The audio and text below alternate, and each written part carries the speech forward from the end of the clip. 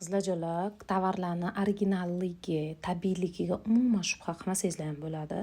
97% klientlarim qayta mandan mahsulot xarid qiladi. Ya'ni bir marta bittagina kremni oldim, masalan, polni nabor ololmaydi, faqat bitta kremni oladi. Undan keyin уже voy naboringizdan yana nimalar olsam bo'ladi deb, уже yaxshi ko'rib shu bitta narsani o'zidan, chunki bilasizlar, koreyskiy uhod bu etapniy uhod. Etapni bo'lsa yana ham effekti yaxshi bo'ladi. Уже keyin boshqa narsalar olishni boshlashadi.